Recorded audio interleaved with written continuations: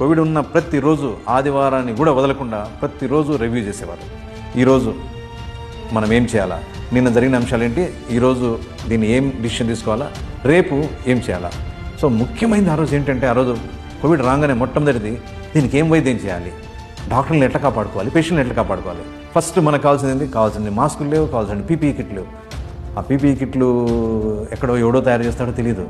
ఆ పాలిమర్స్ తెప్పించి మన ఆంధ్రాలోనే మనం దాన్ని తయారు చేద్దాం, ఏలూరు దగ్గర, విజయవాడ దగ్గర వాళ్ళకి అన్నీ తెప్పించి అవి ఇచ్చేసి ఆ పీపీఈ కిట్లు మనం తయారు చేసుకోవడం మొదలెట్టాం ఫస్ట్.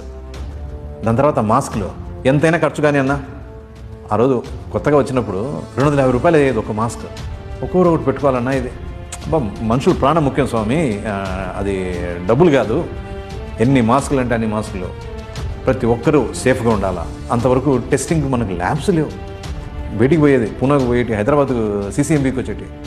ఇమీడియట్గా మనం ల్యాబ్ స్టార్ట్ చేసి మనం టెస్ట్ చేయాలా. ఇమీడియట్గా ల్యాబ్ స్విమ్స్లో ఇమీడియట్గా 2-3 వారాల లోపలనే ల్యాబ్ మొత్తం ఫెసిలిటీ సెట్ చేయించాడు.